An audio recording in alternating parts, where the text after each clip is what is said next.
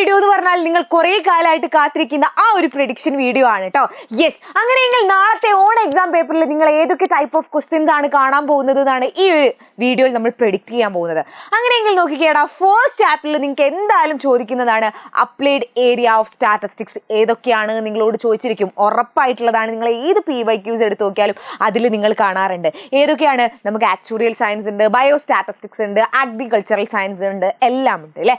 ഇനി അടുത്ത നോക്കിയേ, അതുപോലെ NSSOനെ കുറിച്ച് ഒരു ഷോർട്ട് നോട്ട് എഴുതാൻ നിങ്ങളോട് പറയൂ കേട്ടോ. NSSOനെ, ഒഫീഷ്യൽ സ്റ്റാറ്റിസ്റ്റിക്സിലുള്ള ഒരാളാണ് NSSO.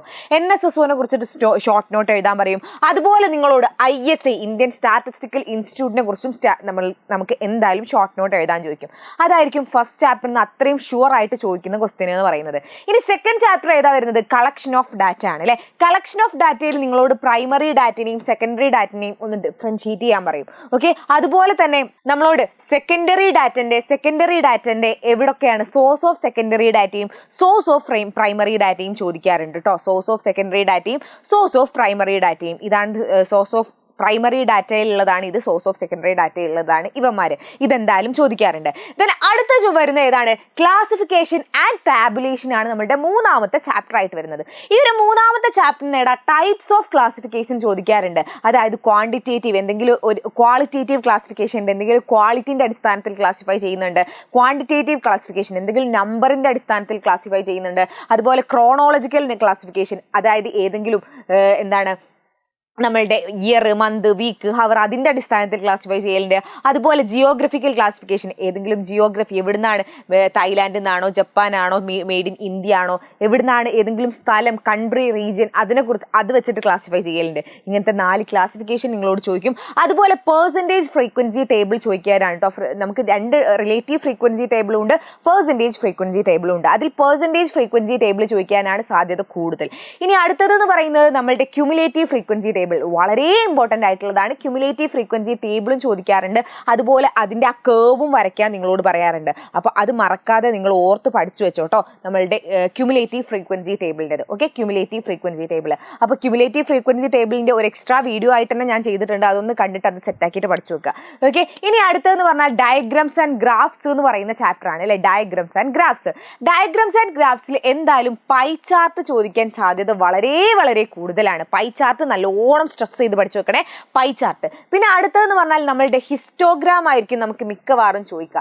ഹിസ്റ്റോഗ്രാം തന്നെ ബാർ ചാർട്ടിനേക്കാൾ ഒക്കെ കൂടുതൽ ചോദിക്കാൻ സാധ്യത കൂടുതൽ ഹിസ്റ്റോഗ്രാം ആണ് കേട്ടോ. ഹിസ്റ്റോഗ്രാം ആണ് നിങ്ങൾ അടിപൊളിയായിട്ട് പഠിച്ചു വെക്കേണ്ടത്. അതുപോലെ ഞാൻ പറഞ്ഞല്ലോ, നമ്മളുടെ ലെസ് ദാൻ ക്യുമുലേറ്റീവ് ഫ്രീക്വൻസി ടേബിളും ഉണ്ട്, ഗ്രേറ്റർ ദാൻ ക്യുമുലേറ്റീവ് ഫ്രീക്വൻസി ടേബിളും ഉണ്ട്.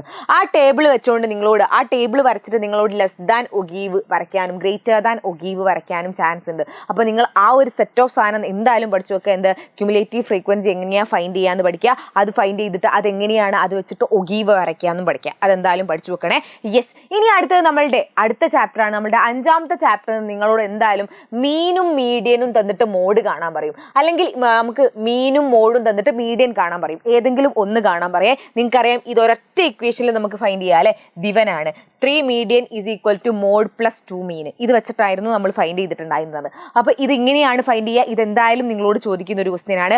അതുപോലെ geometry harmonic mean 8 then geometric mean find ചെയ്യാൻ നമുക്കറിയാം. ജിയോമെട്രിക് മീൻ എന്ന് പറഞ്ഞാൽ root of arithmetic mean into harmonic mean ആണ്. ഇത് വെച്ചും ചോദിക്കാറുണ്ട് കേട്ടോ. ഇത് 2 ഇക്വേഷൻ വളരെ വളരെ വളരെ വളരെ വളരെ പ്രധാനപ്പെട്ടതാണ്. ഇനി നമുക്ക് അടുത്തൊരു ക്വസ്റ്റ്യൻ വരുന്നത് പറഞ്ഞാൽ 70 workers in A factory are given below, find the mean weight of A worker. അപ്പോൾ മീൻ വെയിറ്റ് കാണാൻ നിങ്ങളോട് ചോദിക്കാറുണ്ട്. എപ്പോഴും മീൻ ചോദിക്കാറുണ്ട്. എഫും എഫ് ഓഫ് എക്സും കണ്ടിട്ട് അതിൽ മീൻ, അതായത് ഫ്രീക്വൻസി ഡിസ്ട്രിബ്യൂഷൻ്റെ മീൻ നിങ്ങളോട് കാണാൻ പറയാറുണ്ട്. ഓക്കെ, അപ്പോൾ അത്ര നിങ്ങൾ പഠിച്ചു വെക്കുക കേട്ടോ. ഇത്രയും കാര്യങ്ങളാണ് വളരെ വളരെ വളരെ ഇമ്പോർട്ടൻ്റ് ആയിട്ടുള്ളത്. എനിക്കറിയാം, ഞാൻ ഇങ്ങനെ നോട്ട്സ് മറച്ചു പോകുമ്പോൾ ഒക്കെ നിങ്ങൾ വിചാരിക്കുന്നുണ്ടാവും, IS ഒന്ന് പറയാൻ മറന്നു, ബോക്സ് പ്ലോട്ടും പഠിക്കണം കേട്ടോ. ബോക്സ് പ്ലോട്ടും വളരെ ഇമ്പോർട്ടൻ്റ് ആണ്. യെസ്, അപ്പോൾ ഞാൻ ഇങ്ങനെ പറയുന്ന സമയത്ത് നിങ്ങൾ ആലോചിക്കുന്നുണ്ടാവും, മിസ് എന്തിനാ ഇത്ര വേഗം പറഞ്ഞു പോകുന്നത്, ഓരോന്നിൻ്റെ ആൻസേഴ്സ് കൂടി പറഞ്ഞു തന്നൂടെയെന്ന്. അതിന് വേണ്ടിയിട്ടാണ് ഞാൻ ഇന്ന് രാത്രി 7 മണിക്ക്, കൃത്യം 7 മണിക്ക് നമ്മളുടെ സ്റ്റാറ്റിസ്റ്റിക്സ് ലൈവ് ആയിട്ട് വരുന്നുണ്ട്. നമ്മൾ ഇതിൽ ഈച്ച് ആൻഡ് എവറി ക്വസ്റ്റ്യൻസ് അവിടെ ഡിസ്കസ് ചെയ്യും. അതുപോലെ കുറേ മോഡൽ ക്വസ്റ്റ്യൻസും ഡിസ്കസ് ചെയ്യും. അപ്പോൾ ഡോണ്ട് വറി, അടിപൊളിയായിട്ട് ഉഷാറായിട്ട് നമ്മൾ പഠിക്കും. നിങ്ങൾ ഇത്രമാത്രം ചെയ്താൽ മതി. നിങ്ങളുടെ ഫ്രണ്ട്സിന് എല്ലാവർക്കും ഷെയർ ചെയ്യുക. ഫ്രണ്ട്സിനൊക്കെ കൂട്ടിയിട്ട് നമ്മളുടെ ലൈവിൽ വരിക, സെറ്റാക്കാം, അടിപൊളിയാക്കാം കേട്ടോ. അതുപോലെ നമുക്ക് കൂടുതൽ ക്വസ്റ്റ്യൻസ് വേണം എന്ന് ആഗ്രഹം ഉണ്ടെങ്കിൽ എൻ്റെ മക്കൾ പെട്ടെന്ന് എന്ത് ചെയ്യണം, കമ്മ്യൂണിറ്റി ഗ്രൂപ്പിൽ ജോയിൻ ചെയ്യുക. കമ്മ്യൂണിറ്റി ഗ്രൂപ്പിൽ ജോയിൻ ചെയ്യാനുള്ള ലിങ്ക് കമന്റ് ബോക്സിന്റെ മുകളിലായിട്ട് പിൻ ചെയ്ത് വെച്ചിട്ടുണ്ട് കേട്ടോ. ഓക്കെ, അപ്പോൾ മറ്റൊരു വീഡിയോവുമായി കാണാം. അതുവരേക്കും ബൈ.